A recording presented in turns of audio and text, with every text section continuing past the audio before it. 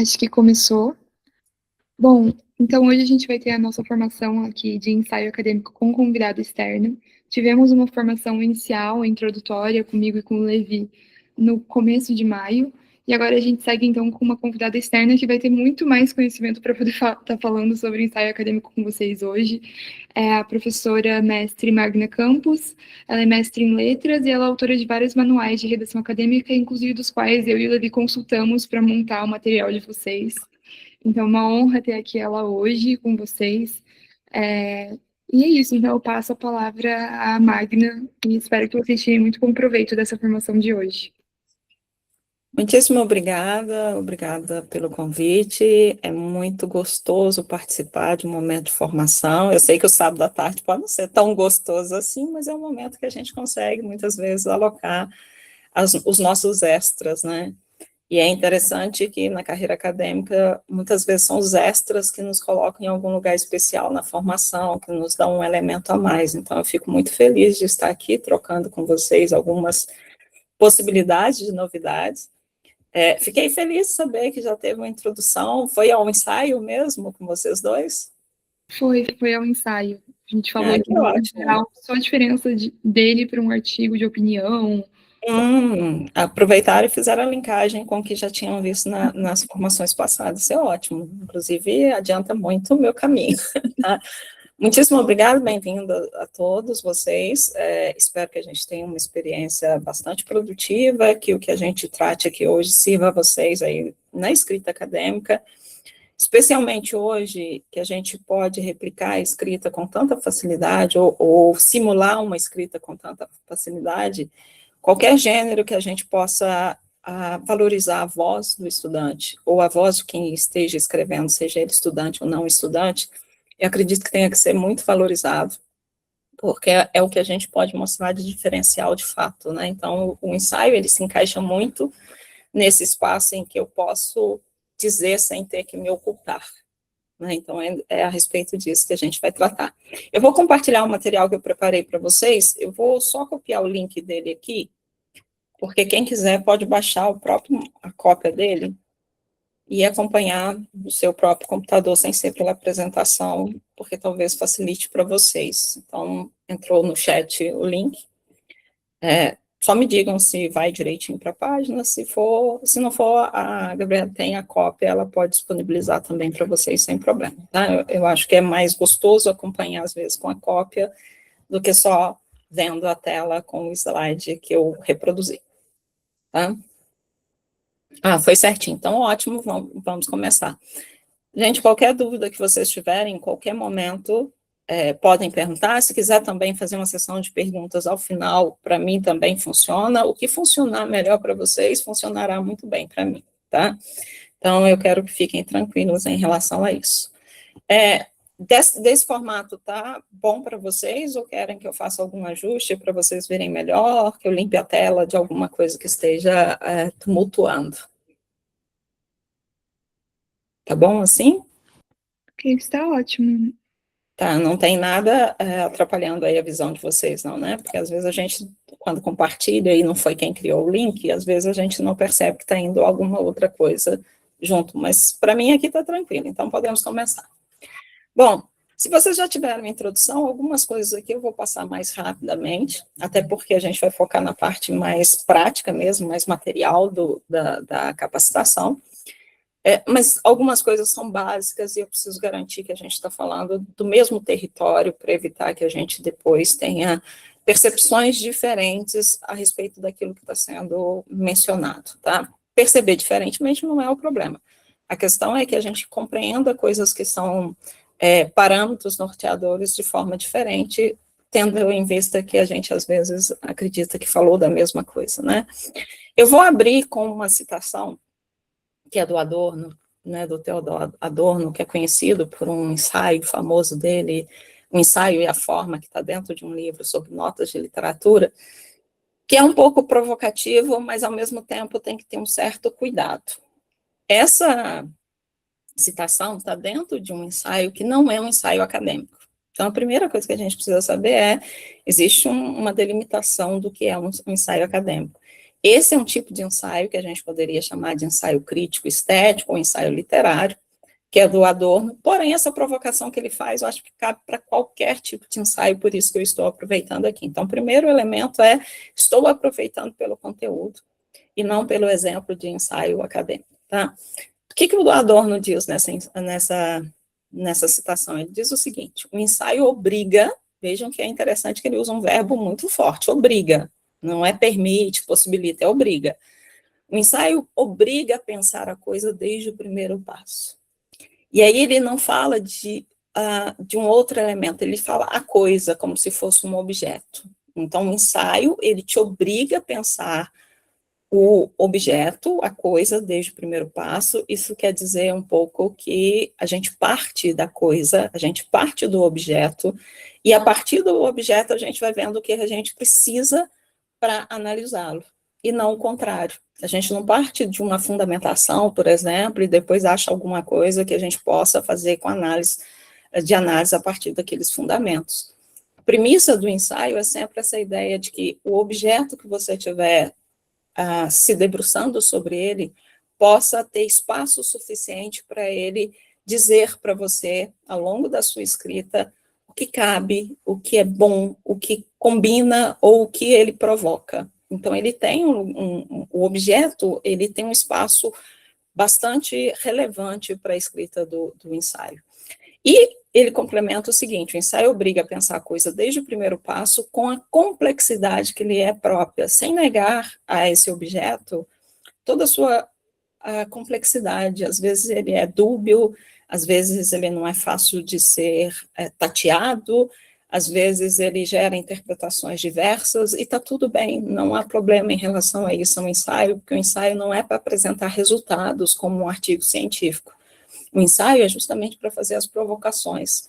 Ele é mais para a abertura do que para o fechamento. Então, ele não se preocupa com o resultado, ele se preocupa com esse processo de pensar. Então, é isso que a gente precisa ter num primeiro momento. Eu vou pedir para vocês responderem no chat, ou pode abrir o áudio e falar também, se vocês acharem que é mais rápido. Já que o Levi e a Gabriela disseram que provavelmente é a primeira capacitação de vocês a respeito, tirando a que vocês fizeram com eles, mas eu queria saber se alguém já escreveu um ensaio acadêmico antes, né? Um ensaio talvez tenha escrito, mas um ensaio que seja intitulado ensaio acadêmico, assim, algum de vocês escreveu já teve essa experiência? Eu não, nunca escrevi. A Esther mencionou que nunca escreveu, Eu também não. Sofia também, obrigada, Sofia, pela participação. Caso alguém já tenha escrito, ou o Gabriel e Levi que prepararam aí um material para uma primeira capacitação a respeito, foi fácil achar material, orientação clara de como fazer ensaio, ou deu um pouco de trabalho a respeito, assim, é só uma curiosidade mesmo, porque aí vai bater com algo que eu passei. Eu acho que falando junto ao Levi, eu não sei se foi a mesma experiência, mas é um gênero que dá mais trabalho você achar material sobre. Quando você escrever um artigo científico mesmo, muito fácil, ter 1000 manuais sobre, um projeto de pesquisa, 1000 manuais, até manuais específicos para cada área. O ensaio, especificamente o acadêmico, acaba sendo um pouco mais difícil de encontrar material escrito sobre. Sim, a gente tem pouquíssimo material, e quando tem, às vezes ele faz uma certa confusão entre o que é um ensaio acadêmico de fato, e a gente sai dali um pouco, vou usar uma expressão mais tranquila, bugado. Né? A gente sai dali bugado, porque fica assim, mas será que é? Será que não é? E tudo. Quando eu escrevi o manual primeiro, em que eu tratei de ensaio, justamente para tentar colocar alguma organização, pelo menos para os cursos que eu trabalhava, depois que eu publiquei esse manual, do que era um ensaio. Eu queria trabalhar com os alunos a voz autoral deles, eu não queria que eles se escondessem por trás de um objeto, que eles tivessem que dar mais primazia ao objeto do que à própria autoria. E aí o ensaio era o que eu precisava, mas não achava esse material com tanta tranquilidade. Então eu precisei fazer algumas pesquisas e demorou um tempo, assim, até eu poder escrever, de fato, o manual. E depois eu publiquei alguns outros textos que têm a ver com o ensaio, mas sempre nessa luta que vocês disseram, não é tão fácil achar. Bom, se a gente tiver tempo de chegar ao final de tudo isso aqui, a gente tem uma lista grandiosa. Algumas eu vou passar mais rápido, mas eu acho que a gente consegue tratar de quase tudo que aqui está, tá? Primeiro é justamente isso, a questão do desafio e a controvérsia em torno do gênero ensaio como uma coisa geral, tá?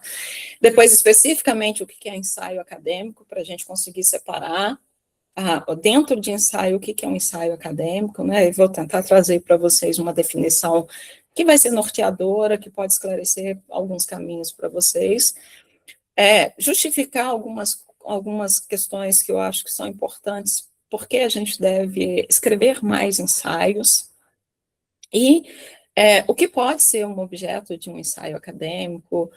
Se a gente tiver tempo aí, falar de ensaio acadêmico versus artigo científico, eu acho que é uma das coisas que a gente pode falar, mas eu acho que o Levi e a Gabriele fizeram isso, então se não der tempo, a gente pode pular essa parte.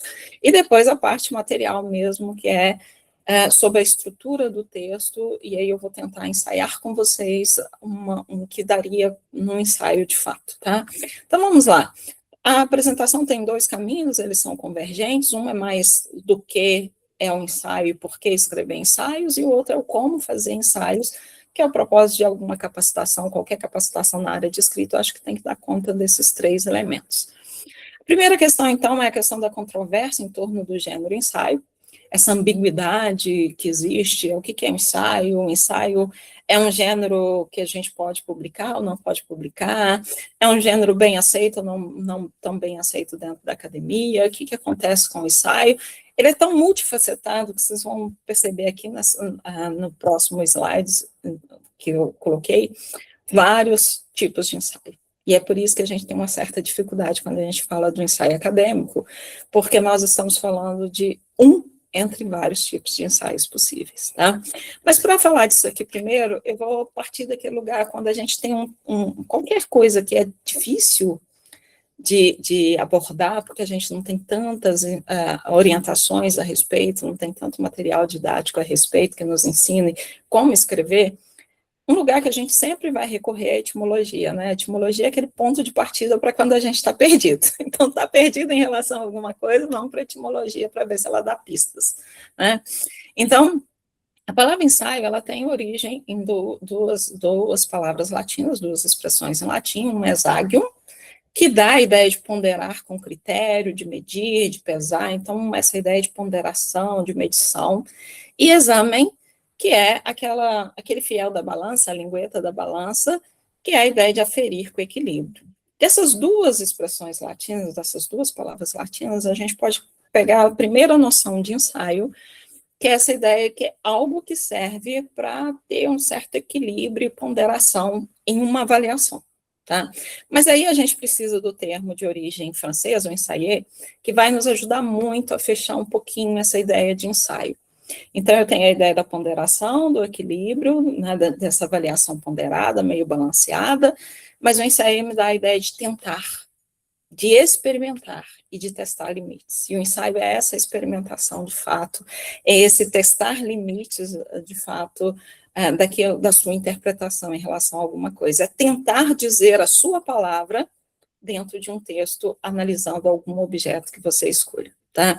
E assim como a própria palavra ensaio, o gênero também remete a essa abertura a essas várias possibilidades. Então, esse é o primeiro momento.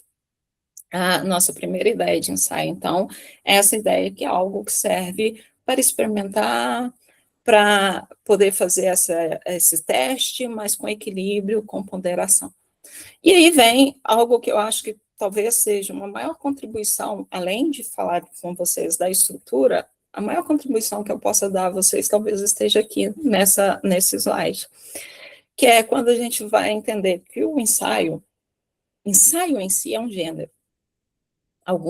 Durante algum tempo ficou se pensando se é um gênero ou não é um gênero, ou seja, é algo que tem uma certa estrutura, que tem um propósito comunicativo, que é reconhecido pela comunidade discursiva, mas o ensaio durante um tempo ficou pensando, é ou não é um gênero, ou é só um tipo de texto? Mas é um gênero, sim, o ensaio como um todo. Mas acontece que dentro do ensaio eu tenho vários tipos, várias espécies possíveis. Eu posso ter, por exemplo, um ensaio filosófico, que é bem comum em algumas áreas do saber. eu tenho um ensaio literário, eu tenho um ensaio sociológico, eu tenho um ensaio crítico-estético, que é aquele que o Adorno fez, que pode estar entre um ensaio literário e um ensaio crítico-estético. Eu tenho um ensaio científico, que é praticamente um artigo científico. E eu tenho um ensaio acadêmico. Tá? O ensaio acadêmico, não é tão próximo ao artigo científico como um ensaio científico é. E só antecipando para vocês uma coisa, a gente não vai ter tempo de falar muito sobre o ensaio científico, mas só para vocês já terem como ideia. Muitas vezes aquilo que se publica e que a gente abre aí as revistas, os nossos periódicos científicos, e a gente vê lá nomeado como ensaio científico, vocês vão observar que é um artigo científico com toda a estruturação de título, resumo em língua estrangeira, introdução, as fases lá e tudo mais. A única diferença é que muitas vezes ele é mais interpretativo, então ele tem um pouquinho mais de espaço para interpretação, e ele não consta metodologia. E às vezes é escrito em primeira pessoa, ainda que seja primeira pessoa do plural, do tipo adotamos, avaliamos, verificamos. Tá? O ensaio científico é praticamente um artigo científico. Para quem é do direito, é mais difícil perceber isso, porque os nossos artigos, os artigos escritos dentro do direito, eles não necessariamente trazem a seção de metodologia toda vez. Né? A gente faz vocês escrevem muito artigos que tratam de legislações, tratam de doutrina, tratam de julgado, e não necessariamente você tem uma seção de metodologia forte, igual a gente tem, por exemplo, na área de biológicas, na área de exatas. Então, até, inclusive, algumas áreas falam que o que certas áreas humanas ou sociais faz está mais para ensaio do que para artigo, mas é só uma questão de... O modo de fazer é diferente. Mas, basicamente, se a gente estivesse falando de ensaio científico, é um artigo científico que tem mais espaço para interpretação, que pode ser escrito em primeira pessoa e que não vem metodologia. Isso aqui é só para vocês não ficarem confusos, porque algumas pessoas vão chamar de, faz um ensaio acadêmico, outros vão virar e falar assim, faz um ensaio acadêmico científico, aí bugou de uma vez, né, a gente se perde, porque ou ele é científico ou ele é acadêmico, as duas coisas a gente fica perdida, tá? Mas o que é um ensaio acadêmico, de fato? Daqui a pouco a gente já conversa sobre isso, mas só para vocês entenderem um pouquinho por que aqui dentro tem várias espécies. Primeiro que tem a ver com as áreas de formação, as áreas que lidam com o ensaio.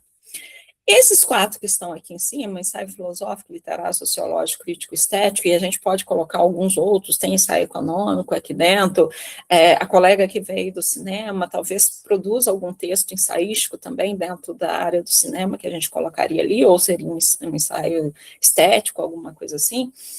Eles não necessariamente têm uma estrutura muito rígida para ser seguida. Ele é mais aberto, você estrutura conforme você desejar, desde que você siga aquele básico do IDC, que é introduzir, desenvolver e concluir. Como que você vai nomear cada uma dessas sessões e como você vai estruturar é muito pessoal, tá? Então, esses ensaios aqui, eles são mais livres no sentido de estrutura. Esses 2 aqui embaixo, científico e acadêmico, eles têm mais uma tendência a ter uma estrutura não tão rígida, mas uma estrutura que serve para arcabouço, de fato, e para a gente se embasar quando a gente está escrevendo um ensaio. Então, basicamente, a gente tem alguns mais formais, em termos de forma, e alguns, aliás, mais formais aqui embaixo, em termos de forma, e alguns menos formais, mais livres ali em cima, tá? Então, primeira coisa. O ensaio, ele vai variar muito em termos de intensidade e expertise. Intensidade é o quanto você vai poder aprofundar a discussão daquilo que você vai discutir, interpretar aquilo que você vai interpretar, refletir a respeito daquilo. Aí depende, quanto de conhecimento você já tem a respeito daquilo que te permite ir bem a fundo, quanto espaço você tem para poder desenvolver isso. Por exemplo, um ensaio sociológico geralmente vira um tratado, dá um livro no final da história. Às vezes, um ensaio crítico-estético dá um livro também no final da história. Então, isso é intensidade. O ensaio acadêmico, eu não vou ter tudo isso para fazer, eu vou fazer um texto bem mais curto. Né? Então, a intensidade varia. A expertise, por exemplo, você está na graduação, às vezes a primeira vez que você vai lidar com o ensaio, ele vai sair de uma forma de acordo com aquele nível que você consegue desenvolver para aquele momento. Mas se você estiver no mestrado trabalhando num assunto que você já conhece, talvez você consiga dar muito mais desenvolvimento em relação àquele ensaio, tá?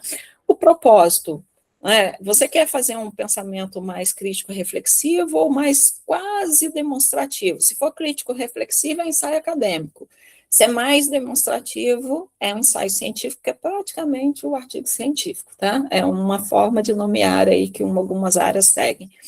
Em termos de extensão, como eu disse para vocês, desde tratados que dão livros inteiros, a textos podem ter, por exemplo, 5, 6 páginas e ser ainda um ensaio acadêmico tranquilamente, se ele souber cumprir aquilo que é o básico para ele ser um ensaio acadêmico, tá?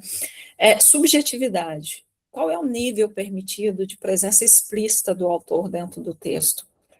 Quanto mais você pudesse colocar no texto, mais você pode desenvolver aí essa questão de autoria, mas em certas áreas, por exemplo, se a gente vai escrevendo um ensaio científico, a gente não pode se pôr tanto. Tem um espaço para interpretação, mas não tão aberto assim. O lugar que tem mais abertura para interpretação é no ensaio acadêmico. Então, só para a gente ter aí uma noção disso, tá? Em termos de formalidade e estrutura, como eu disse a vocês, os dois, tanto o ensaio científico como o ensaio acadêmico, eles têm uma estrutura que a gente possa seguir. Um ensaio científico tem uma estrutura bastante mais fechada, e o ensaio acadêmico tem uma estrutura que a gente pode aproveitar para a gente escrever a respeito com uma certa tranquilidade. A respeito disso, ficou claro, assim, a diferença entre os tipos de ensaio, que aqui é a nossa grande confusão para entender ensaio. Se a gente tomar a ideia de ensaio como um todo, a gente vai se perder muito ao escrever um ensaio acadêmico. Porque se a gente se espelhar, por exemplo, no ensaio filosófico, no ensaio literário, a gente vai fazer uma coisa muito diferente do que a gente faz no ensaio acadêmico, porque aqui é muito livre. Inclusive, eu nem preciso me embasar em ninguém, eu posso escrever a partir do meu posicionamento total, tá? Já o ensaio acadêmico não tem essa liberdade toda nesse sentido, mas tem uma liberdade grandiosa em termos de subjetividade. Bom, eu não sei se a gente vai ter tanto tempo para essas conversas que eu coloquei aqui, mas no primeiro momento eu vou manter, tá? Depois, se a gente ficar sem tempo aí, eu tiro um pouquinho. Vocês já tinham ciência dessa diversidade? Já tinham se deparado com esse monte de nome de ensaios, ou enxergavam ensaio como ensaio? Se alguém puder falar, para mim vai ser mais rápido, assim. Se quiser também, eu vou lendo o que o pessoal tá mandando aqui no chat. Seria ótimo, é só porque o meu tá minimizado aqui, e senão eu tenho que ficar fechando e abrindo toda hora. Até para falar que antes a Rafaela, que fez cinema, tinha falado que ela tinha escrito os ensaios no cinema, então imagino que ela tinha noção de que há esses ensaios mais voltados para essa área crítica. Sim. Aí a Juliana Brito disse que não sabia dessa diversidade de ensaios, a Bianca disse que achou que era tudo igual mesmo, a Marcela falou que não tinha ideia mesmo disso, a Maria Eduarda falou que não sabia da quantidade de especificidades, Eduardo Matheus também disse que nunca tinha pensado sobre essa diferenciação. Então, o pessoal não estava sabendo. Que ótimo. Pois é, depois a gente pode explorar o restante, assim. Mas acho que a nossa, por isso que eu disse, talvez a minha maior contribuição aqui hoje é mostrar para vocês que se a gente não conseguir separar, a gente não vai aprender, de fato, a fazer um ensaio. Porque as áreas têm comportamentos com os textos de forma diferente, e a gente precisa entender essa diversidade, e até para poder aprender melhor o ensaio acadêmico, né? E porque quando fala ensaio, a gente vai ver de um livro a um artigo, a um texto de 5 páginas, a gente fala, mas tudo é ensaio, é estranho, né? Mas é porque eles têm essa diferenciação, de fato. Então, eu vou colocar aqui uma definição. Essa definição, ela é um tanto minha, um tanto das fontes que eu me apoiei para poder pensar em ensaio na época, e ela está mais atualizada, né? Quando eu escrevi o manual, 2014, 2015, a gente evolui, né? A gente aprende coisas novas. Se a gente não puder mexer naquilo que a gente faz, fica complicado, assim, se tiver que ser fixo. Então, para ter um norteador sobre ensaio acadêmico, que é a nossa conversa. Então, a gente vai considerar que ele é um tipo, ou seja, uma espécie textual dentro do gênero ensaio. Então, ele é um dos tipos que a gente acabou de ver no slide anterior. É utilizado para instigar reflexão, análise, especulação, já explico para vocês a ideia de especulação, experimentação e problematização de objetos, e aí eu pus entre aspas, porque vocês vão ver que o que pode ser objeto dentro do ensaio, tanto reais como conceituais, fundamentando-se em uma bibliografia de qualidade. E aí eu pus qualidade, não pus científica, depois eu explico para vocês por quê. Como ponto de partida, mas não de chegada. para construir interpretação situada e marcada pela subjetividade, explicando isso tudo. A gente já sabe que o ensaio, então, é um tipo, é uma espécie textual pertencente ao gênero ensaio. Ele é voltado para essa ideia de refletir, analisar, interpretar, problematizar, experimentar, sempre me dando espaço para quem estiver falando, aparecer dentro do texto e não só o próprio objeto aparecer. Então, a sua autoria não é dissimulada, ela não é obtusa, não é para ficar distante, é para ficar de fato colado àquilo que você está falando. E eu gosto muito do termo especulação, porque eu acho que talvez ele seja um dos mais apropriados para falar de ensaio. Especular, a gente tem sentidos muito ruins, assim, fulano é especulador e tudo, mas a ideia de especular, ela vem da filosofia, que é você poder tecer racionalmente uma apreciação crítica, uma interpretação sobre alguma coisa, que você desenvolva em termos de argumentos coerentes. Então, especular é quando você sustenta uma ideia com argumentos sem ter que comprovar, como, por exemplo, no artigo, tudo eu tenho que comprovar, tudo eu tenho que achar alguém que já falou sobre aquilo para eu poder concordar, discordar ou debater, né? A especulação não, a especulação desde que você consiga tecer coerentemente seus argumentos, e eles sejam argumentos que se sustentem, é especulativo. Eu não tenho a obrigação de comprovar, mas de racionalizar por meio da argumentação. E o ensaio cabe muito essa ideia dessa argumentação, a interpretação aí dentro, tá? Esses objetos que podem ser reais ou conceituais, eu falo melhor sobre ele daqui a pouco, e fundamentando, sim, uma bibliografia de qualidade, porque o ensaio não precisa obrigatoriamente ter só fontes acadêmicas.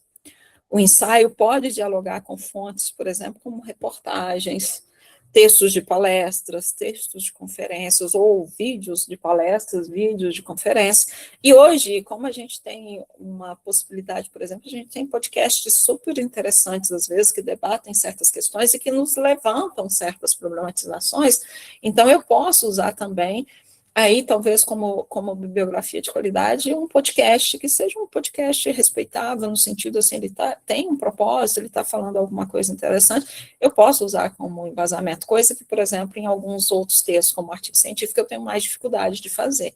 Então, eu posso usar desde uma reportagem bem situada, que tenha ali suas credenciais, que seja veracidade, a um podcast, por exemplo, mas não abro mão das fontes científicas, no sentido de eu tenho as fontes acadêmicas, mas posso ter também o diálogo com a experiência e com o mundo de uma forma geral. Tá? Isso é uma diferenciação interessante para o ensaio acadêmico em relação a outras áreas. Bom, por isso que se fala que a bibliografia é um ponto de partida no ensaio. Como ele pode ser especulativo, analítico, eu não posso encerrar a minha discussão na bibliografia, no sentido que os autores disseram. Eu quero ouvir a voz de quem está falando, eu quero ver até onde ela consegue ir, o que ela consegue explorar nos textos, né, a respeito daquele objeto. Então, é sempre o para além que interessa. Eu costumo fazer uma analogia com os meus estudantes, por exemplo, quando eu estou ensinando, que eu digo que existe, por exemplo, a fundamentação, ou a bibliografia, que ela é ancoradora, que ela me permite dizer e afirmar certas coisas, que é o que a gente faz num artigo científico, que a gente vai fazer numa monografia, muitas vezes, numa dissertação, numa tese, ela é ancoradora, e eu tenho a fundamentação, eu tenho as citações que vão ser como trampolim ou como catapultas, aquelas que vão servir para eu ter uma referência, mas que eu posso ir além, eu posso fugir dali no sentido de divergir bastante daquela ideia, de explorar outros horizontes que não estão contemplados só na ideia daquele autor. Então, essa vastidão, essa abertura que o Adorno, inclusive, fala, que é explorar os objetos em sua complexidade, que não necessariamente cabe no recorte. Quando a gente está falando de artigo, muitas vezes a gente fala de recorte, né? O recorte que você fez, a sua delimitação. Então, você tem que procurar elementos que estejam condizentes com o seu recorte. O ensaio, ele te dá essa abertura, ele te possibilita ir além disso, tá? Por isso que ele não se assemelha à pensata, não sei se vocês já ouviram falar que é uma pensata, é um texto muito gostoso de fazer, que quase a gente não tem na universidade mais, que é um texto de 1, 2, 3 páginas, que você diz o que você pensa mesmo, indiferente de qualquer autor, não precisa embasar em nada, É o seu pensamento de fato ali. Algo que a gente vê exercer muito mais na universidade, mas exerce pouco, né? A gente quase sempre tem que falar por meio daqueles que já falaram. O artigo de opinião que vocês viram antes, que ele não precisa ter os fundamentos que o ensaio precisa ter, né? Ele precisa ter posicionamento, mas não precisa ter os mesmos fundamentos. E também não se assemelha ao resumo crítico, justamente por causa dessa possibilidade e essa necessidade de ter a bibliografia que ajude aí na discussão do objeto. Eu coloquei objeto entre aspas, porque o que pode ser um objeto da discussão de um ensaio acadêmico, especificamente? Se a gente vai falando do direito, por exemplo, ou das ciências sociais, ou de um caso jurídico pode ser objeto de um ensaio, uma decisão, né, um julgado, alguma coisa assim, pode ser objeto de um ensaio, por exemplo, uma decisão que muda toda a forma como se vai pensar aquela questão a partir de então.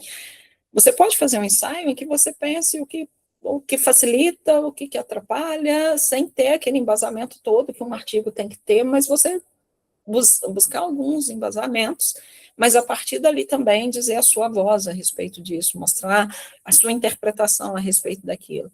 Alguma lacuna, que pode ser uma lacuna na questão jurídica, pode ser na questão legislativa, pode ser uma lacuna na questão de conceitos que não abarcam certos problemas sociais que a gente tem hoje, pode ser uma polêmica em torno de alguma coisa que tenha surgido, um estatuto jurídico, alguma coisa assim, pensando que a maioria aqui é do direito, né? Mas pode ser elementos que não sejam empíricos, pode ser, por exemplo, uma teoria, eu posso ensaiar sobre uma teoria, sobre um conceito, mas eu posso ensaiar também sobre um evento ocorrido, sobre um acontecimento histórico. Então, o ensaio ele tem uma abertura, inclusive, em relação aos seus objetos, tá? Bom, eu deixei aqui, a gente não vai passar por eles, que eu acabei de mencionar ao falar a respeito, mas como o material vai ficar disponível para vocês e pensando que isso é uma capacitação, eu deixei exemplos de coisas, de fato, que poderiam ser objetos aí para um ensaio acadêmico. E por que é importante trabalhar ensaios acadêmicos? Gente, eu acho que ficou bastante claro aqui duas coisas. A gente tem uma tendência na academia ou na universidade, né, como vocês gostam de falar, que o texto acadêmico ele tem uma disposição muito próxima à disposição canônica. E quando eu falo a gente, eu estou falando dos professores, os alunos muitas vezes atendem aos requisitos que os professores ou que as coordenações solicitam, né? Nós temos uma tendência de dar muito foco à disposição canônica, que se esforça para esconder o sujeito nos textos e revelar tudo sobre os dados, revelar tudo sobre o objeto. Então, a gente some do texto, então a gente escreve um torna-se, verifica se obtém, se foi obtido, para a gente não aparecer.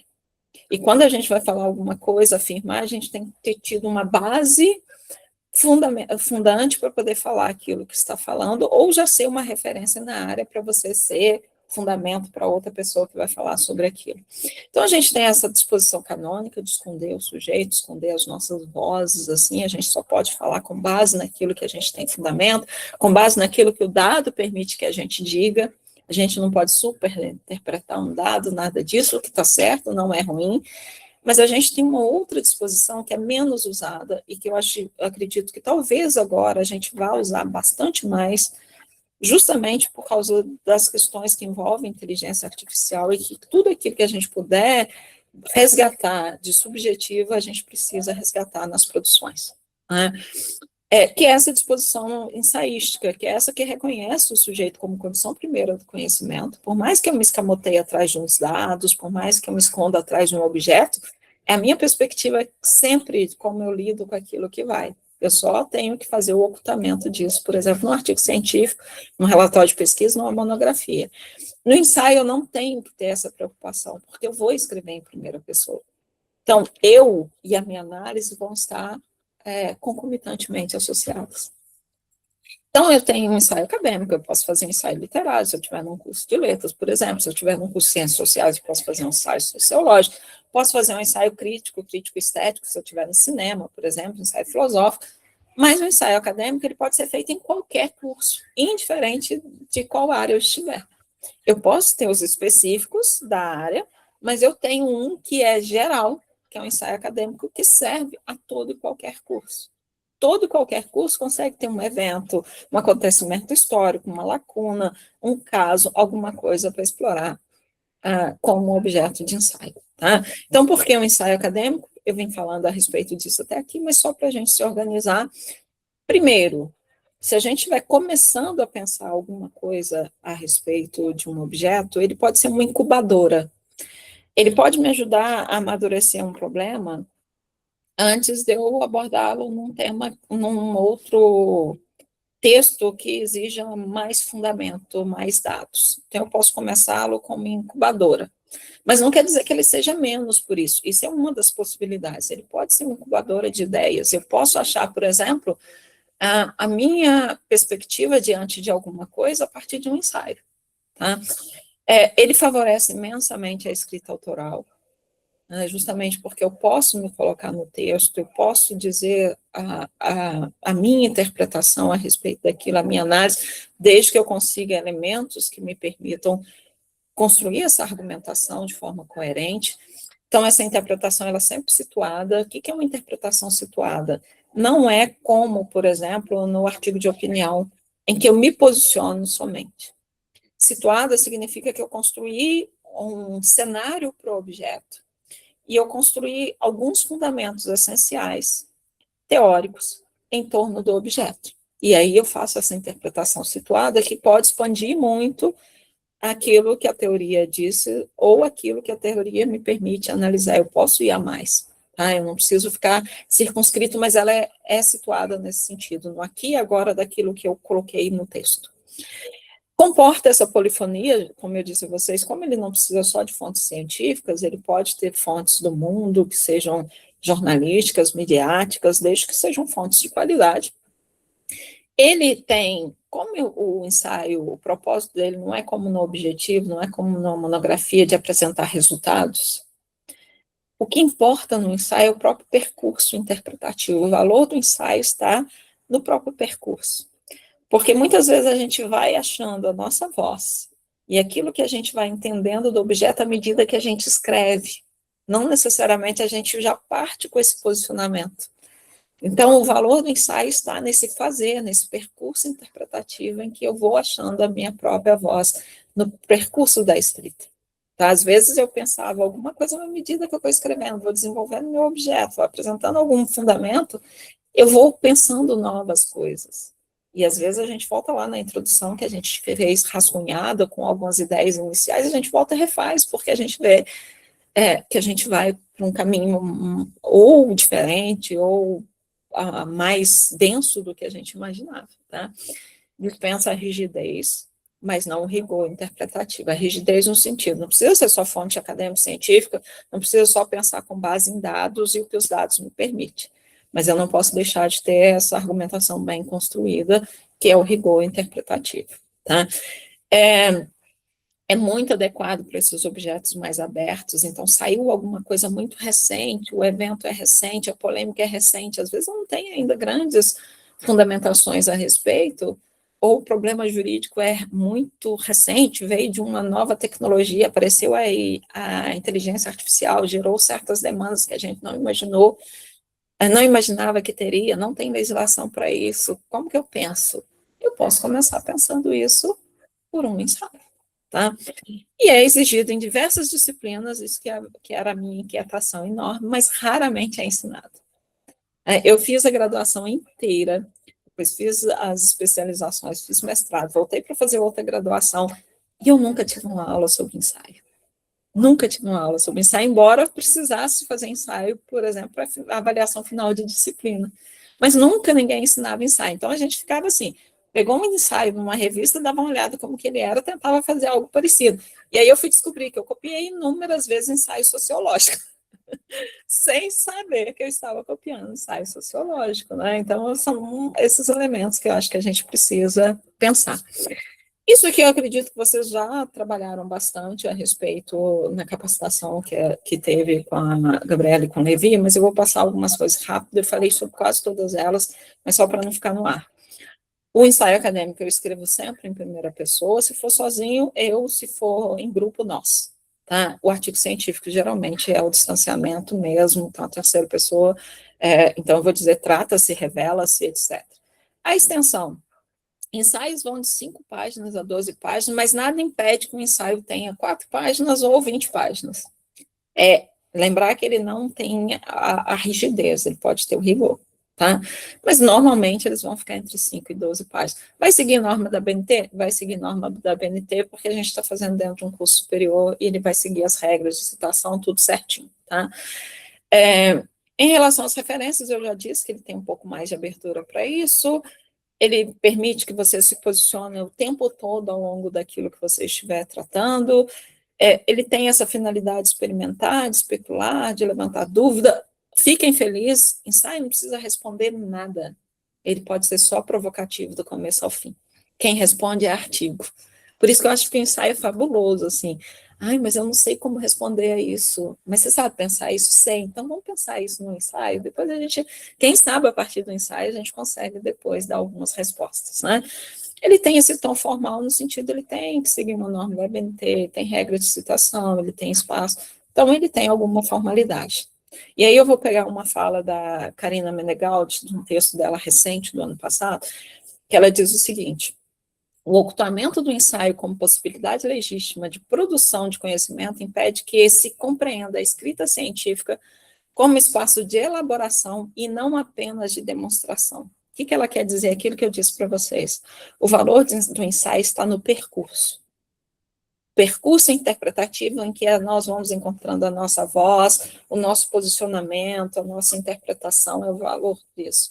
E não naquilo que a gente demonstra do que o autor disse somente, do que os dados me permitem dizer. Mas a Karina está dizendo exatamente de uma falha dos nossos cursos de uma forma geral. A gente fica muito preocupado com esses textos mais demonstrativos, que apresentam dados, que comprovam dados, mas esquece esse outro lado dos textos, de criar a autoria, de criar o dizer, né, de criar a possibilidade de especular argumentativamente a respeito de alguma coisa, porque isso é muito poderoso, isso é muito empoderador. Tá? Bom, então terminamos a primeira sessão. E eu preciso perguntar para vocês, a gente tem que terminar obrigatoriamente às 17 horas, porque se tiver eu vou correr essa parte. Mas se a gente tiver uns 10 minutinhos a mais depois, eu vou fazer ela com mais dedicação, assim, sem atrapalhar vocês. Não, pode tomar o tempo que você se quiser. A gente define o tempo delimitado mais para não gastar a sua tarde, mas se quiser ultrapassar um pouquinho, a gente não vê problema, não.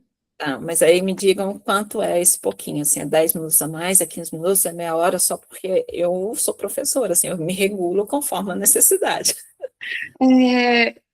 Olha, por mim, eu não sei quanto o Davi, pode ultrapassar o quanto for necessário, porque vai estar gravada a formação. Aí, se alguém tiver algum compromisso, a pessoa pode se Tá, pode sair. Então, E a daí, gente vai tentar fazer de uma forma didática que dê para entender de fato sem correr tanto, tá? Algumas sessões a gente vai passar mais rápido. Até aqui, perguntas, gente. Já que a gente vai abrir uma parte mais, aí, falar das partes do ensaio mesmo, até então eu falei do que e por quê. Alguma pergunta, alguma coisa ficou no ar, alguma coisa que vocês queiram saber?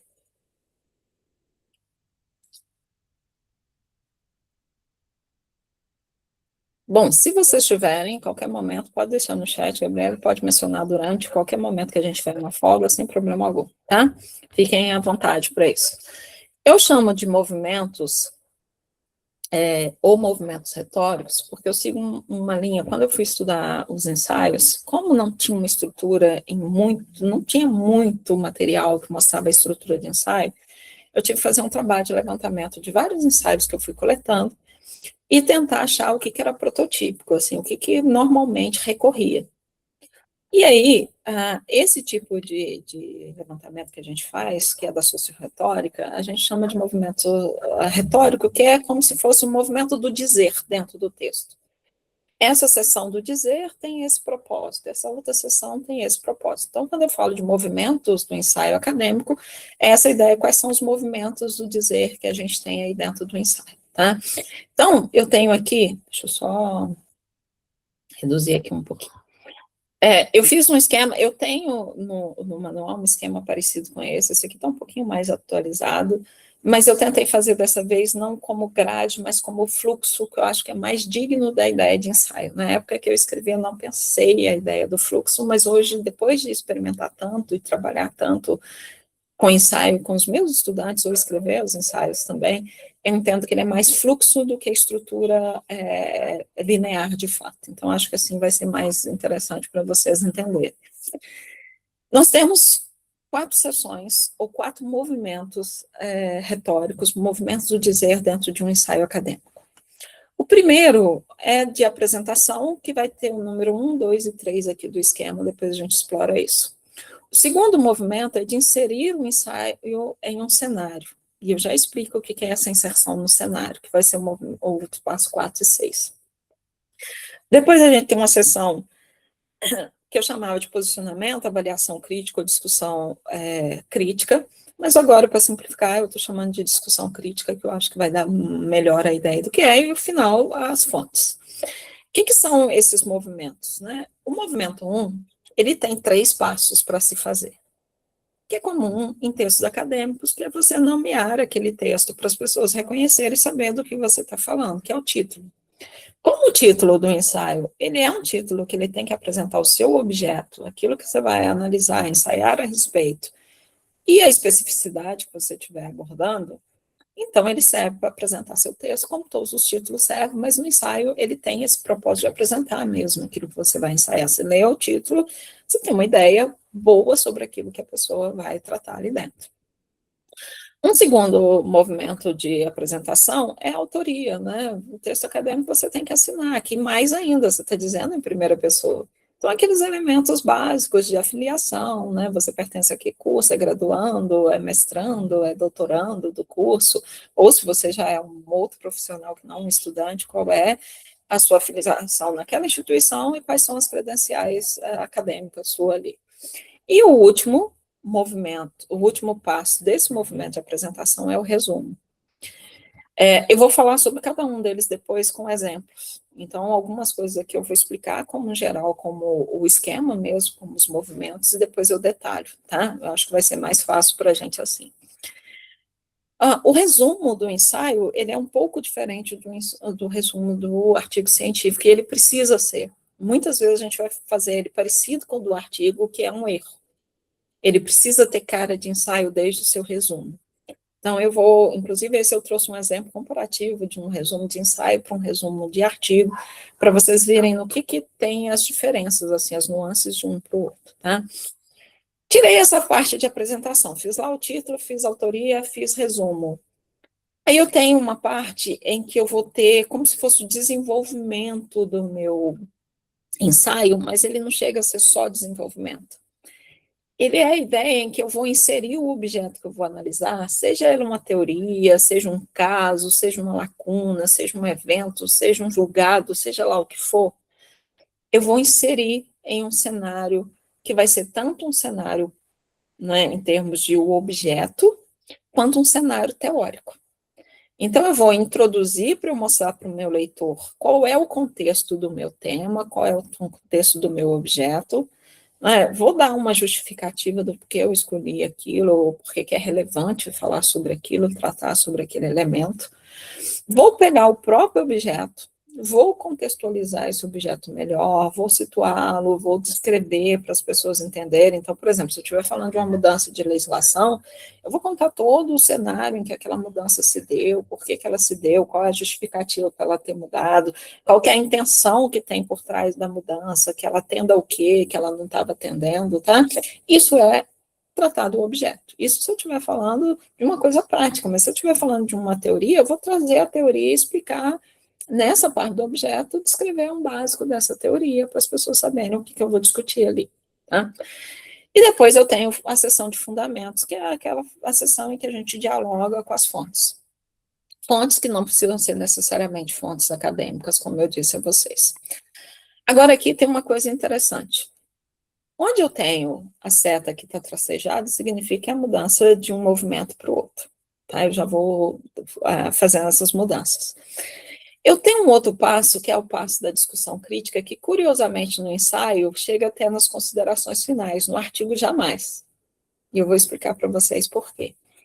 A discussão crítica, ele tem uma sessão no ensaio que a gente vai fazer de avaliação, posicionamento, discussão crítica, que é esse lugar em que a gente vai se posicionar de fato. Mas tem uma coisa interessante. Eu não preciso fazer no ensaio, como eu disse a vocês, ele tem rigor, mas ele não tem rigidez. Eu, particularmente, acho muito mais fácil, à medida que eu vou apresentando o objeto, já vir discutindo e já trazendo uma fundamentação, e já discutir a fundamentação, e fazendo isso em brincado. Ao mesmo tempo que eu trago o objeto, eu trago alguma fonte que me permita tratar daquele objeto, e já trago também um posicionamento, uma análise, uma interpretação a respeito disso, depois trago mais alguma coisa do objeto, mais alguma coisa de interpretação. Eu não acho que seja problemático fazer desse jeito. Dá para fazer separadinho. Quando a gente está aprendendo, por exemplo, o primeiro ensaio, eu acho muito melhor fazer separadinho, porque aí a gente tem certeza que a gente cumpriu as fases. Mas quando a gente já fez um ensaio, 2 ensaios, que a gente já entendeu como é que o ensaio funciona, é muito mais gostoso, é muito mais interessante vir mesclando. À medida que a gente vai tratando da fundamentação, trazer o objeto, ou traz o objeto e traz fundamentação, não precisa ter essa regra assim, desse jeito, tá? Desde que você não se esqueça que sem discussão crítica não é ensaio. Sem posicionamento não é um ensaio, é só um artigo curto, aquilo que a gente chama de paper, mas não é um ensaio, tá? Não basta escrever em primeira pessoa e achar que é ensaio, não é. Ensaio é interpretação, é especulação, é discussão crítica, tá? Só que a discussão crítica, esse passo, né, esse movimento da discussão crítica, ele se estende até nas considerações, porque no ensaio eu não só respondo aquilo que eu tinha como objetivo para o meu ensaio, como eu posso fazer provocações até o último momento. Então, eu posso deixar pergunta para as pessoas pensarem, refletir a respeito, eu posso deixar caminhos que ainda não foram tratados para outra pessoa tratar. Então, como eu posso deixar essa provocação ainda nas considerações finais, mesmo estando fechando o texto, ela faz parte desse movimento de discussão crítica ainda. Tá? Por isso que ela é diferente do artigo. E, por fim, as referências. Eu até coloquei aqui para vocês, ó, o ensaio não recusa a ordem, ele a adapta ao raciocínio. Que é o que eu disse a vocês. Se para você dizer o fundamento, trazer os conceitos, trazer o que a legislação diz, trazer o que a doutrina diz, te permite, a partir disso, dar exemplos de objetos ou trazer objetos que sejam interessantes, e aí já vir discutindo, você não precisa fazer uma sessão, outra e outra. Você fez a introdução, você pode fazer os tópicos que têm a ver com aquilo que você estiver discutindo. De repente, os tópicos da legislação, já com alguma discussão, tópicos que levam à questão da lacuna, com alguma discussão, e aí tudo se faz ao mesmo tempo, sem problema algum. Tá? O que é difícil a gente sumir no ensaio só a título, autoria, resumo, introdução, algo que vem aqui no miolo do texto, que pode ter esses nomes, contextualização do objeto, fundamentação ou discussão crítica, ou eu posso dar logo os nomes que tem a ver com o próprio elemento que eu estou discutindo, aquela legislação, aquele objeto, aquela crítica, eu posso colocar isso como os tópicos da sessão, e aí depois eu retomo as considerações e referências. Ensaio não cabe a palavra conclusão. O ensaio, a conclusão dele tem que ser aberta. Se tem que ser aberto, aliás, o fechamento dele tem que ser essa ideia de abertura de pensamento e não de encerramento, senão fica parecendo que a gente teve resultado. Eu não posso usar conclusão. Conclusão é um termo que a gente usa quando a gente tem conclusão, de fato, resultado para apresentar. Tanto que, por exemplo, eu acho que, inclusive, no direito é muito difícil a gente ter um texto que permita ter resultado. Aliás, que permita ter conclusão. Porque a maioria são discussões que a gente faz, às vezes teóricas, às vezes doutrinárias, às vezes legislativas, que vão ser feitas, e que no final te permite concluir com relação àquilo que você tinha. Não é um dado fechado, assim, a não ser quando você faz uma pesquisa, seja qualitativa, que você analisou números. Aí tudo bem concluir. Mas, caso contrário, é considerações de fato, tá? Esse é o esquema, mas como é que ele se realiza? Aqui, gente, então, nosso tempo aí está perto do final. Quem precisar sair, saia, já que está gravado, lembrou bem. Eu vou continuar aqui. a gente deve gastar aí uns 15 minutos, pelo menos, ainda, tá? Então, tenham paciência aí um pouquinho para a gente aproveitar isso melhor. Eu vou usar um exemplo que ele se aplica ao direito, mas ele é fácil de compreensão em qualquer outra área. Como eu não sabia quais alunos a gente teria, então eu peguei algo que fosse de fácil trânsito entre as áreas. Esse exemplo, talvez, ele não esteja no seu nível nesse momento. Talvez você esteja além disso, talvez você esteja aquém disso.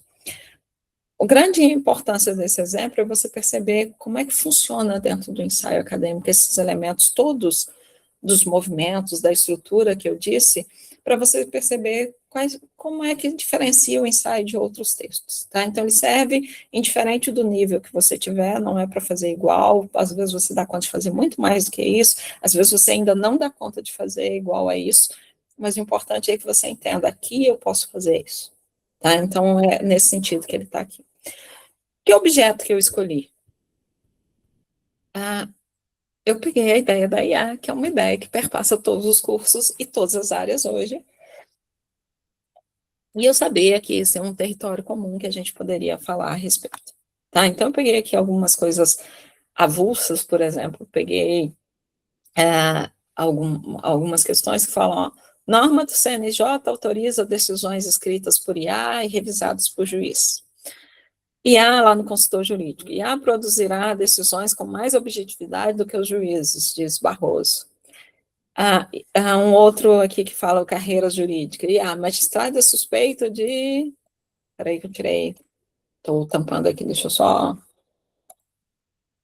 me organizar aqui, porque eu tirei vocês. Vocês estão vendo? Sim, certinho. Sim. Sim? Porque eu tinha colocado vocês minimizados para eu acompanhar, mas agora eu vou precisar da tela inteira, então eu tirei vocês de minimizado. Magistrado suspeito de criar sentença por algoritmo, vira e mexe, a gente tem aí alguma coisa vazando nesse sentido, tem magistrado, esquece prompt de IA em acórdão TRT1 do Rio de Janeiro, e por aí vai. Então, o objeto que eu escolhi está aqui, ó. O risco de o ser humano se tornar um mero carimbo de validação de decisões previamente tomadas por IA generativo, que é esse tipo de IA que gera respostas, né, no direito. Então, é uma provocação. Os objetos do ensaio, é bom que eles sejam bem provocativos, bastante abertos, assim, porque aí desde o início você consegue achar elementos, assim, que te permitam tratar a respeito, discutir a respeito, tá? Então, o risco do ser humano se tornar um mero carimbo de validação de decisões previamente tomadas por IA generativa no direito. E aí, como seria aquele passo 1, né, que tem lá da apresentação, título? Vocês já sabem bem como fazer título, então essa parte a gente vai passar rápido, mas só para não deixar no ar. O título desse ensaio, para ser bem provocativo, para dar bem essa ideia de ensaio, porque no artigo, às vezes, a gente não provoca tanto. Às vezes, no artigo, a gente não quer provocar muito, né? No ensaio, a gente pode ser mais provocativo. Então, eu já começo com a ideia de ficção. A ficção da supervisão humana em decisões judiciais assistidas por inteligência artificial generativa. A delegação encoberta de funções jurisdicionais. Que é um pouco pegando aquela ideia, por exemplo, será que basta a supervisão humana nessa questão de decisões que usam IA, né, essa IA generativa? Será que só supervisionar, ver se não saiu... se não teve uma confabulação ou uma alucinação ali naquele texto, se não saiu uma jurisprudência errada, se não saiu um artigo errado, será que verificar, tá bom, tá consistente, tudo, ir lá acrescentar um pouquinho, será que só isso basta mesmo para essa questão? Será que é suficiente? Será que dá para colocar esse direito ao julgamento, né, do caso? Será que basta a supervisão conforme a legislação hoje, as normativas dizem, olha, tem que ter supervisão humana? Que seria como, por exemplo, eu dizer para vocês, olha, para escrever um ensaio, vai brincando aí com essa inteligência artificial, pegando várias coisas lá dentro e tudo, vai lá ver se está certo, se ninguém está errado, se os autores são aquele mesmo, se o ano é aquele, se a fonte é aquela, se você concorda com aquele posicionamento, estica um pouquinho o posicionamento para aquilo que você quer, e tá ótimo, você supervisionou, gerou o texto, tá beleza. Será que basta? Será que não está faltando a ideia de agência humana no lugar de só supervisão humana para uma tarefa tão importante? Eu não estou dizendo que eu tenho resposta para isso, tá? É só para mostrar para vocês que a ideia do ensaio é essa de provocação, de fato, né? De abertura, assim, de você poder especular várias coisas. Talvez baste, talvez não baste, sei lá, vou escrever a respeito e vou pensar, tá? Algumas dicas sobre o título. Se o título provocativo ele for problemático para você, faz um título descritivo. O importante é que você lembre que o seu título tem que levar para o objeto em discussão e o seu subtítulo tem que mostrar o ângulo da análise, que é o que eu estou dizendo aqui. Não precisa ter título e subtítulo, mas a gente geralmente coloca para poder mostrar, de fato, a sua linha, a sua perspectiva. Evitar títulos genéricos, do tipo reflexão sobre, considerações acerca, cabe muito bem em outros tipos de ensaio, mas o ensaio acadêmico ele precisa de um pouquinho mais de objetividade nesse ponto, tá? Autoafiliação, a gente não precisa passar por isso, mas eu deixei no material para vocês. Em relação ao resumo, eu vou mostrar com exemplo. Suponhamos que eu fosse escrever sobre aquele objeto que eu defini um título. O resumo poderia ser algo assim. Nesse ensaio, tenho como objeto de risco de que como objeto o risco de que o ser humano se converta em um mero carimbo de validação de decisões previamente elaborado por sistemas de inteligência artificial generativa no âmbito jurisdicional. A discussão nasce da inquietação diante da velocidade com que tais ferramentas têm sido incorporadas à rotina dos tribunais, processo impulsionado pela pressão institucional por produtividade, pelo volume crescente de ações à espera de decisão, contexto em que a chamada supervisão humana, constantemente evocada como salvaguarda dessa atividade, poucas vezes é interrogada em sua consistência real, haja vista que tal interrogação implicaria reconhecer limites que o próprio discurso da eficiência tende a silenciar. Meu objetivo é discutir essa tensão, bem como se aquilo que se pratica nos tribunais como supervisão seria, de fato, suficiente para o que o ato de julgar exige. O que um resumo tem que ter? Eu coloquei cores diferentes, porque eu acho, além de não satisfeito com as cores, eu ainda marquei os nomes das coisas, né? Mas um resumo de ensaio acadêmico, é interessante que ele traga o seu objeto ou o seu tema. É bastante interessante que venha a motivação, porque ensaio combina muito com essa ideia de motivação. O que te provocou? O que foi que te cutucou?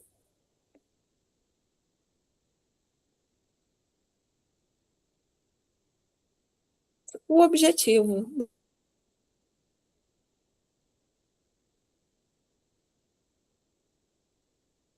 Só a motivação e está tudo bem.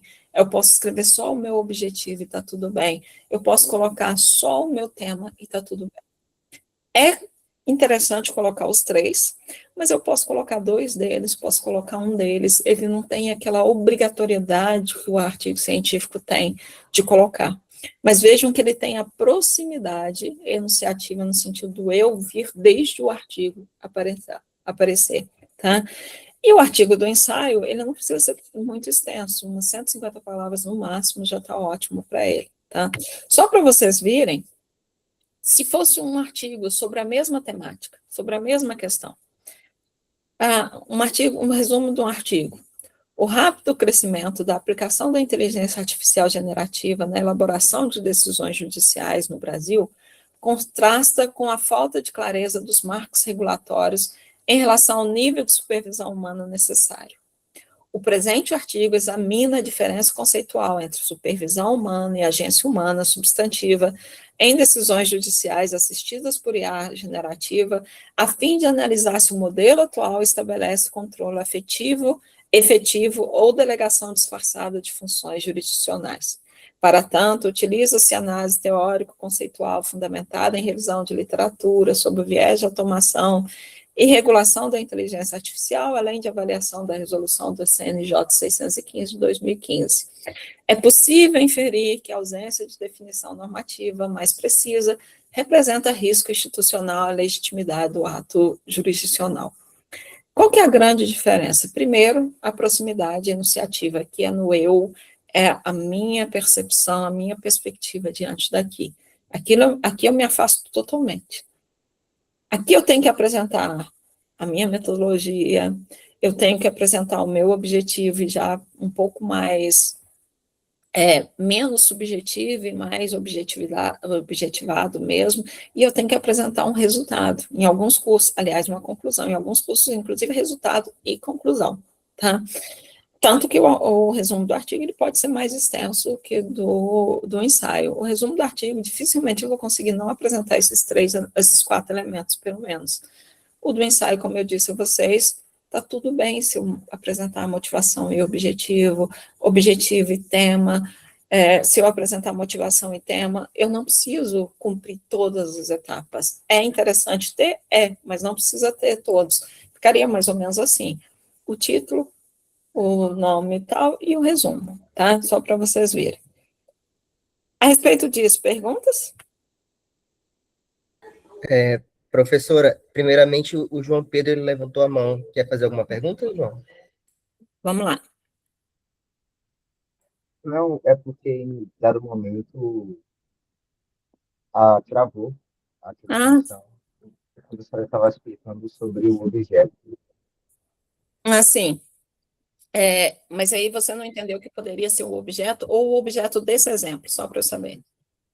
Não, porque a professora estava explicando o papel e também como articular o objeto dentro do resumo.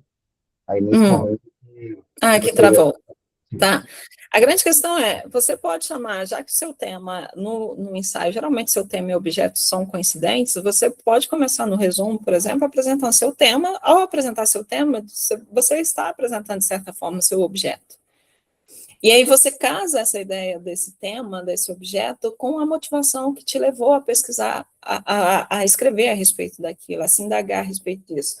Para a gente entender essa ideia de motivação, é bem legal a gente pensar assim, o que me provoca a discutir a respeito? O que me cutucou a respeito disso, né? O que foi a minha inquietação em relação a isso? Então, você traz o tema, que é o seu objeto de pesquisa, a sua motivação, e aí você pode apresentar um objetivo que você quer alcançar ali com a sua discussão e tudo mais. Mas, como eu disse, no resumo do ensaio acadêmico, você não tem a obrigação de apresentar todos eles. Você pode escolher aqueles que você sabe que está apresentando. Lembra que está no movimento de apresentação para o leitor. Então, você viu que você já apresentou aquilo que você vai abordar de uma forma contenta para o seu leitor, está resolvido o seu problema do ensaio. Ele não tem aquele rigor científico do artigo que eu tenho que cumprir, mesmo que eu acho que às vezes eu estou repisando coisas. Tá? Mais alguma coisa? Tem algumas perguntas no chat, eu vou ler para a senhora. Primeira é da Bianca Alves. Ela pergunta assim: só ratificando com a senhora, professora, o ensaio acadêmico pode ou deve ser escrito em primeira pessoa? É muito estranho ter um ensaio que não seja em primeira pessoa, né? A ideia é, de fato, diferenciar de outros formatos em que a gente não precisa se esconder como voz enunciativa dentro do texto. Então, é interessante escrever sim, mas pode ser que tenha cursos, por exemplo, que peçam um ensaio acadêmico e você não possa escrever em primeira pessoa. E aí você segue a regra do curso, né? Mas se não existe regra, escreva em primeira pessoa, singular se for você sozinha e nós se for em dupla equipe, ou seja lá o que for o ensaio, tá? Certo. A última dúvida é da Maria Eduarda Gonçalves da Silva. A senhora comentou que não é preciso basear tudo o que falamos, pois somos mais livres para expressar nossa opinião. Entretanto, é cabível no ensaio acadêmico traçar uma resposta que outra pessoa já escreveu sobre? No meu caso, Muito. No meu caso, escreverei sobre um assunto que não tem pacificação sobre o tema e ao adotar um lado. Já há algumas pessoas que também o defendem. Sim, tem. Eu não preciso me posicionar do zero. A gente pode se embasar para mostrar que existe divergência e que a gente concorda mais com a divergência do que com aquilo que está posto. Tá? Então, eu posso, por exemplo, usar na minha interpretação, no meu posicionamento, na minha discussão crítica, esse outro que diz e complementar a minha discussão com o que ele diz e explicando o meu posicionamento a partir disso. Tá? E o que vai acontecer muito, porque muitas vezes a gente não necessariamente a gente tem um posicionamento que é nosso, específico. Às vezes a gente ganhou esse posicionamento com base no que a gente já estudou, no que a gente leu, mas a gente não só concorda, como a gente consegue explicar por que a gente concorda. Tá? Então vamos continuar. Me diz aí se voltou a compartilhar. Voltou. Peraí, que eu reduzi ele aqui, deixa eu voltar para onde a gente estava. Estávamos aqui. Bom, então deu para ver, eu acredito que ficou mais claro a diferença entre um resumo de um ensaio acadêmico para um artigo científico. Essa contraposição, às vezes, ela é necessária para a gente perceber, de fato, a voz do ensaio, como ela é diferente. E por que o ensaio é diferente, de fato, tá? Durante muito tempo que eu estudei ensaio, eu custei a perceber que existia um ensaio científico, porque era praticamente um artigo científico. E depois que eu fui perceber, com muita pesquisa, que existe um ensaio acadêmico e existe um ensaio científico, porque eles não tinham diferença no primeiro momento. Então, a gente está falando de ensaio acadêmico, esse que tem mais liberdade, tá? Pensando naquele nosso tema ainda, o que seria uma introdução? O que eu posso pôr na introdução de um ensaio?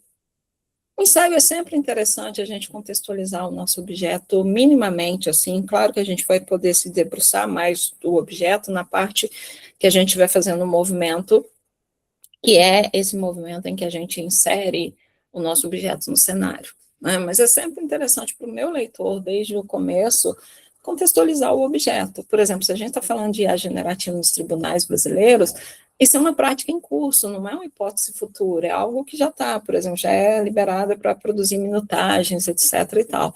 Então, é algo que já está em prática, né? Então, contextualizar isso, os tribunais já vêm utilizando, já tem uma legislação que permite, que autoriza, etc.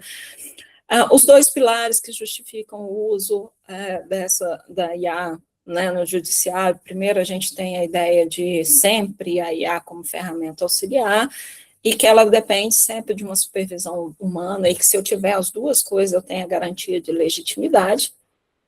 Então, junto a esses pilares, eles fazem esse discurso, né, que a eficiência não precisa abrir mão da legitimidade, como se fosse uma garantia, né, esse discurso, ele vai funcionar nesse arranjo como se fosse uma garantia, alguma coisa assim, ó. Se o juiz supervisiona, logo a decisão é humana. A decisão humana, logo, ela é legítima, né? Eu estou fazendo um raciocínio, assim, um pouco, não chega a ser silogístico, mas ele é nesse raciocínio dedutivo, assim, que a gente vai fazendo, que é para poder mostrar o que a introdução poderia abordar em relação àquele elemento, né? Que eu vou situando o meu objeto, vou justificando por que é importante trabalhar nisso, qual é a problemática que existe ali em torno. Mas existe uma tensão, como eu disse a vocês lá na hora que eu expliquei o objeto, será que basta essa supervisão?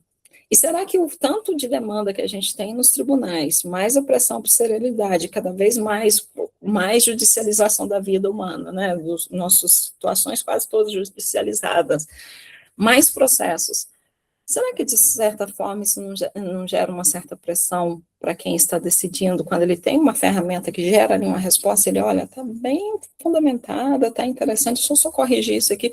Será que isso não leva um pouquinho ao viés da automação, que é aquela tendência cognitiva de você conferir a máquina que fez algo que parece que está tudo bem, então eu vou dar ela o direito de beleza, vou assinar aqui e vou dizer que está tudo certo, que é minha.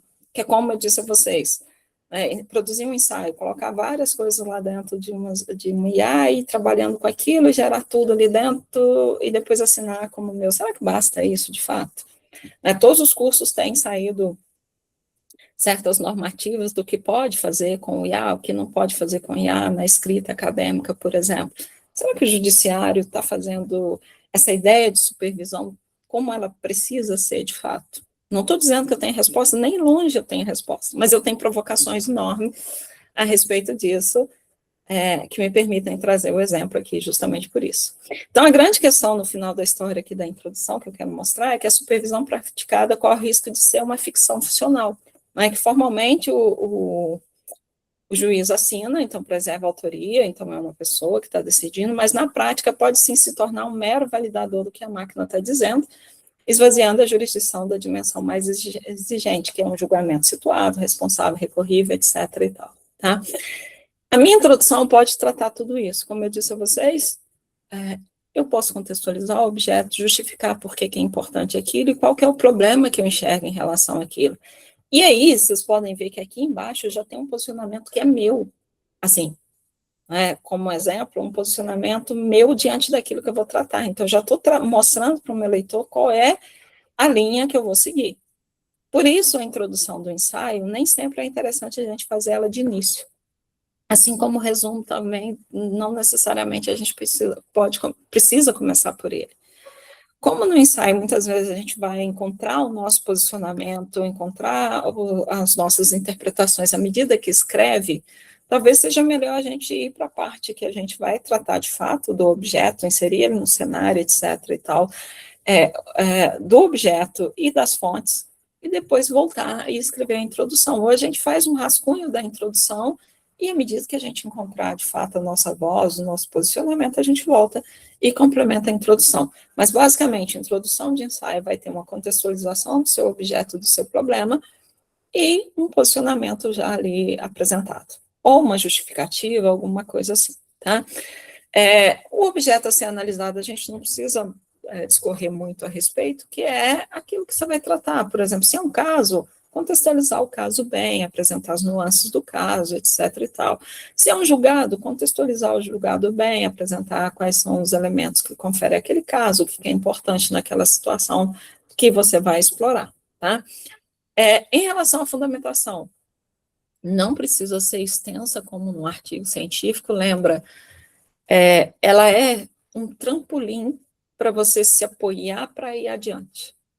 Ela não precisa ser a âncora que circunscreve tudo que você for afirmar dentro do texto. Então, por isso, ela pode ser mais enxuta. Mas peguem aqueles elementos que são essenciais para discutir aquilo que você precisa, né? Como se fosse uma lente, assim, que lhe permita enxergar aquilo que você precisa enxergar, mas que seja uma lente e não uma moldura. Não pode ser uma viseira, na verdade, né? Que te circunscreva só aquilo. Alguma coisa que abra o seu caminho, um fundamento, como a colega disse, eu posso conversar com alguém que vai para um outro caminho, que discorda, mas que eu concordo com esse discordo. Claro, é esse o lugar. É aí que você vai construir a sua discussão crítica, é aí que você vai construir seu posicionamento. A grande questão usem da teoria, se for teoria, usem de reportagem, se for reportagem, use de podcast, de conferência, de palestra, aquilo que é interessante para o diálogo que você quer fazer, para a exploração que você quer fazer. Vai construindo e vai tentando esboçar o que você pensa a respeito disso. Mesmo que você não escreva ainda, que você vai escrever na sessão de discussão crítica, você vai deixar para lá, vai anotando algumas coisas para você, à medida que você for tratando o objeto, pegando a teoria, você fala, não, mas isso não bate. Mas isso não é, na vida real, não é assim, isso aí é só na teoria que acontece. Isso é a legislação que diz, mas a realidade dos tribunais mostra outro comportamento. Então, já ir anotando essas coisas que você vai poder explorar depois, se você for fazer a sessão separada, tá? Mas não se esqueçam, fundamentação com a norma da BNT, seguindo a NBR de citação lá, que é a 10.520, mais atual, que é de 2023, conforme precisa. Ele não deixa o rigor de fora, ele só não tem aquela rigidez, tá? Eu vou pegar um trecho de uma sessão, de uma parte que poderia estar aqui, que tem fundamentos, só para vocês virem as partes que mostram que é um ensaio, que não é um artigo. O que está escuro seria escrito tanto dessa forma no artigo como no ensaio. Mas o que está de outras cores é uma voz muito autoral, uma voz muito que se coloca no texto. Por exemplo, observe que sob o discurso da eficiência e da celeridade, o julgador corre o risco de ser reduzido à função de mero validador de respostas previamente estruturadas por sistema algorítmico. Aí tem uma fala do Byung-Chul Han, que dá um apoio para alguma coisa que vai ser tratada aqui. Aí depois vem, diante disso, pergunto-me se aquilo que hoje se denomina supervisão humana não estaria se tornando apenas uma chancela formal de decisões que, em larga medida, já foram tomadas pela máquina. E aí tem, de novo, essa inquietação torna-se ainda mais latente quando observo a crescente adoção de sistemas de IA generativa por tribunais estaduais e federais, pois tenho a impressão de que, nesse cenário, a produtividade quantitativa passa a prevalecer sobre a reflexão qualitativa que o ato de julgar exige. E aí tem um fundamento com base em Junquillo, que tem a ver na resolução. E aí tem um trecho ainda ensaístico. Percebo que ela não esclarece o que seria efetivamente uma supervisão exercida de forma suficiente. Tampouco delimita se tal atividade se resumiria a mera correção de falhas técnicas ou confabulações ou alucinações algorítmicas. Por isso, entendo que reduzir o magistrado a um carimbo de validação significa esvaziar a própria legitimidade da jurisdição, tendo em vista que Barroso, e aí o fundamento, depois tem. E é justamente essa dimensão humana, reflexiva, ética, interpretativa, que me parece ameaçada quando a decisão judicial passa a ser condicionada pela lógica operacional dos algoritmos. Vejam que aqui existem várias perspectivas de interpretações que são particulares. Não necessariamente é o que os autores estão dizendo, eles servem como elemento para trazer um referencial teórico, um referencial fundamentante, importante para o diálogo, mas eles fazem como se fosse a abertura daquilo que eu preciso dizer. Eles me dão um elemento que me permite ir adiante, que me permite ser como se fosse a catapulta. E eu não preciso, por exemplo, se eu tivesse num artigo, eu teria que aqui embaixo explicar melhor o que o Han está dizendo.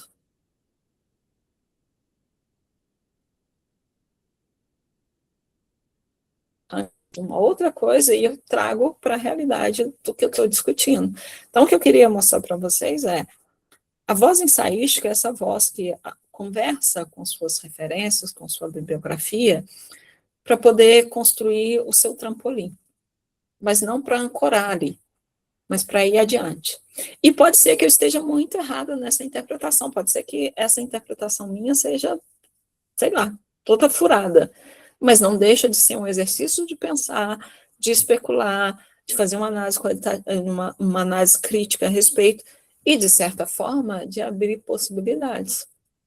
Eu não posso simplesmente achar que supervisão humana se iguala à agência humana, porque não se iguala. Mas qual que está certo? Um ou outro? Não sei, eu não vou dar essa resposta, não é meu objetivo lá na introdução, e eu nem vou fazer isso no ensaio, senão eu estaria fazendo um artigo, tá? A discussão crítica é aproveitar isso que eu já estou desenvolvendo, sem ser panfletário, então sem puxar a sardinha para um lado que eu gosto, para um lado que eu não gosto, não é esse panfletamento, né?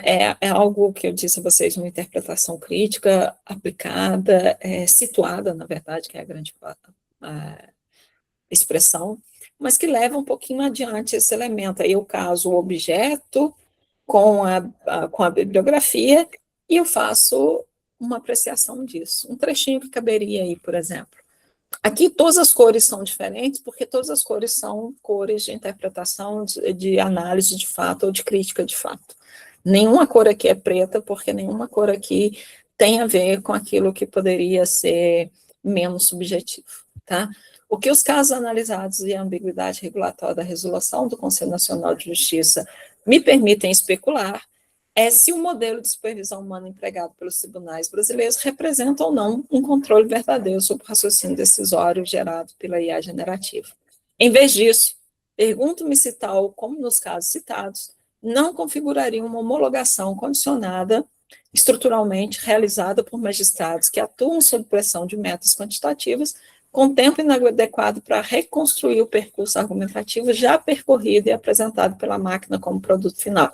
Será que depois que a máquina fez toda a estruturação da argumentação e está tudo muito agradável de se ler e parece muito adequado àquilo que ele responderia, será que eu vou reconstruir isso mesmo? Não vou. Ou vou, não sei. Não desconsidero o ponto de vista de que a IA generativa diminui o tempo de elaboração e possibilita que o juiz foque em questões mais complexas de cada caso. Também entendo que os sistemas de IA generativa podem servir de apoio para pesquisas e levantamento de ideias para decisões.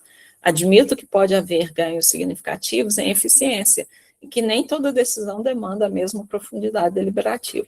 Vou parar aqui, tem um outro parágrafo, mas só para vocês entenderem o seguinte. É interessante no ensaio, quando eu estou fazendo o meu posicionamento, mostrar que eu admito que há certos ganhos em relação àquilo que eu estiver tratando, se, por exemplo, eu estiver questionando um procedimento, como é o caso aqui. Eu não vou ser uma pessoa que não precisa admitir os ganhos. A grande questão é que eu jogar a luz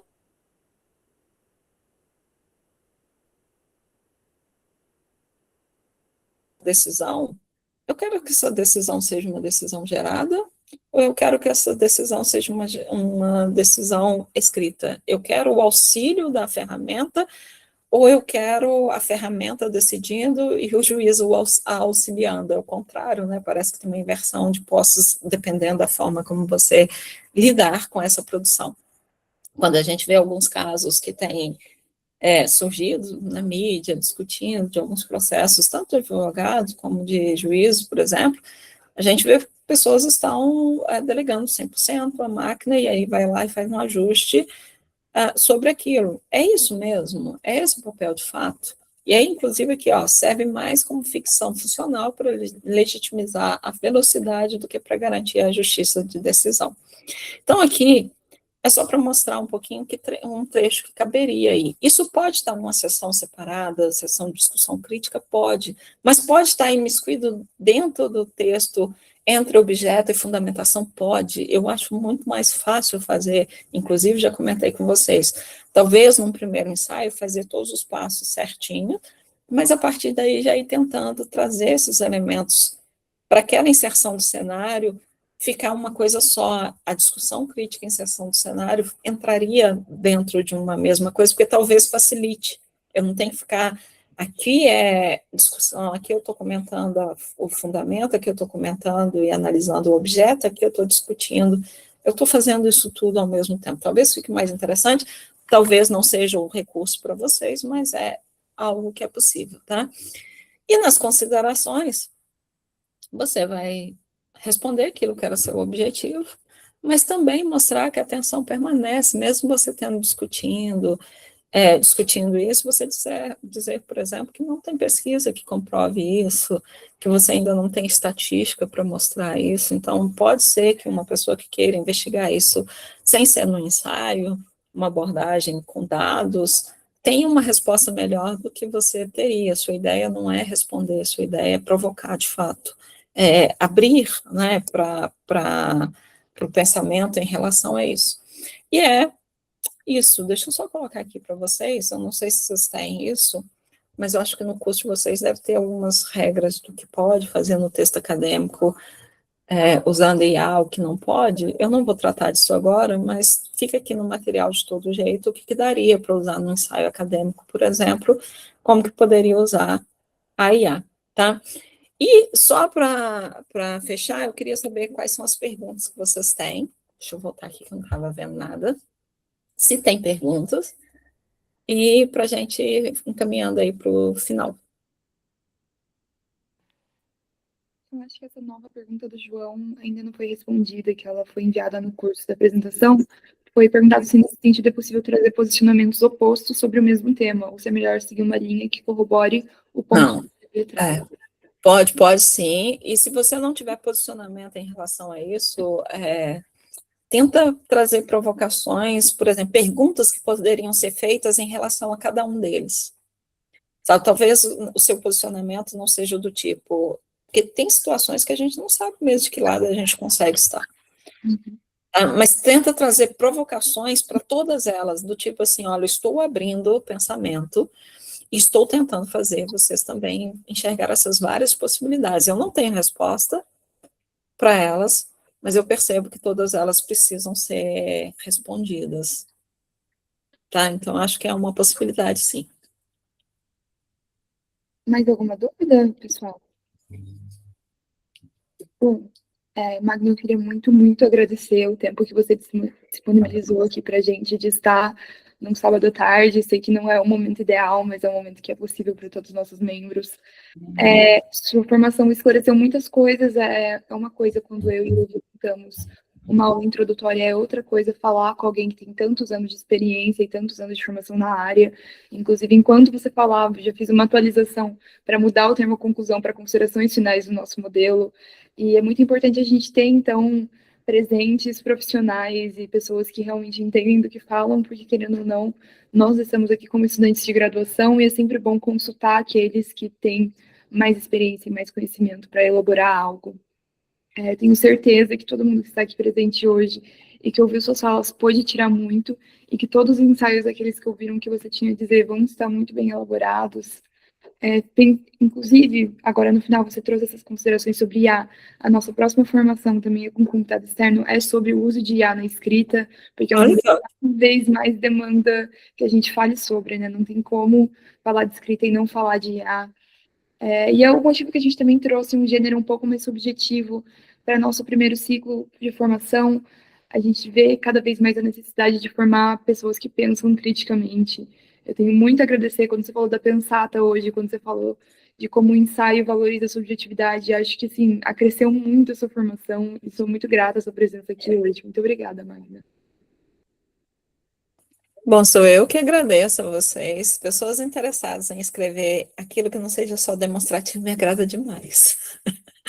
Sabe, eu sinto falta disso no meio acadêmico, eu sinto que o meio acadêmico está engessado demais no dizer do meu superior, que é o que escreveu a teoria, o que escreveu a legislação, aquele que é o bambambam da área, que é a referência, mas que não me deixa mostrar que eu tenho ideias a respeito. Eu posso não estar provando nenhuma tese, que a ideia eu já mostrei para vocês, né? Já que você não tem que dar resposta, você não está defendendo tese.